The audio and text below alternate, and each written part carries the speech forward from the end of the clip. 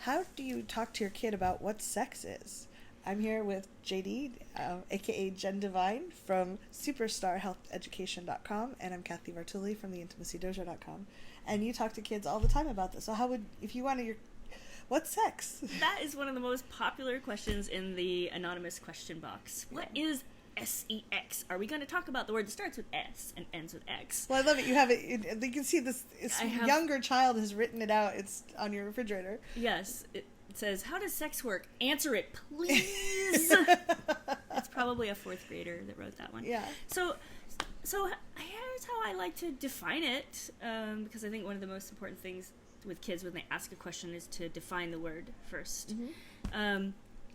So I often say, sex can be when people decide they're going to let their genitals come together. Actually, usually I say sex is when people decide they're going to let their bodies come together. Mm-hmm. And it might include their genitals.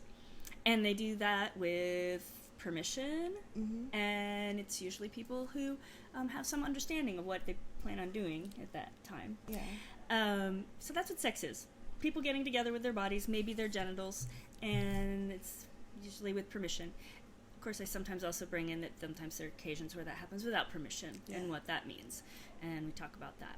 Yeah. I love that you make it not about gender.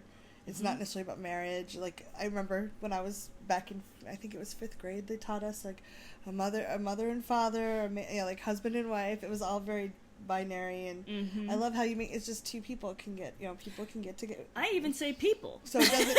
Yeah, because there are polyamorous families too who Yes. may have more than two people who are involved in what they call sex. Yeah. And I also say that it might not involve genitals, because not all sex does involve what people call private parts, which is a word I'll talk about that later. But so because there are folks for whom, I mean, I have a friend whose most erotic place, because they have a spinal cord injury, happens to be their hand and their thumb, and that's their place that they want to get erotic touch, and that's sex for them. Like, genitals are not necessarily the ones that...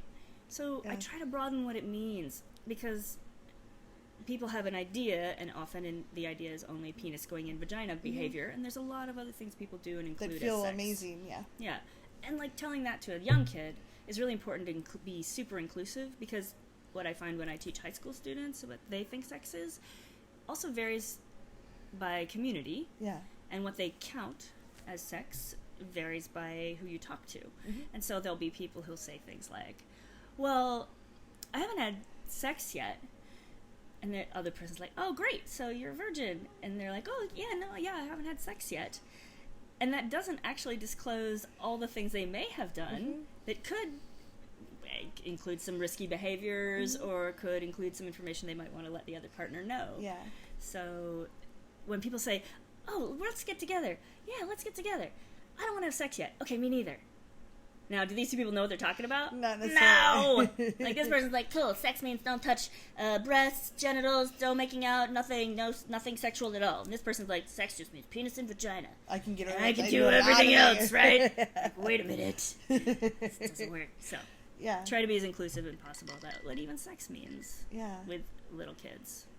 And what if they ask more questions at that point? Like, how do you know how much to share if they're like, hey, okay, I get that, but what do they actually do? Because I know I was reading very bad romance novels that my aunt had given us from the library, and there were like the naughty scenes, and I was trying to figure out what sex was from that. And it was really, like, they're always the best. Very vague sometimes. Yeah. Well, it depends on the age group and what's age appropriate for you and your family.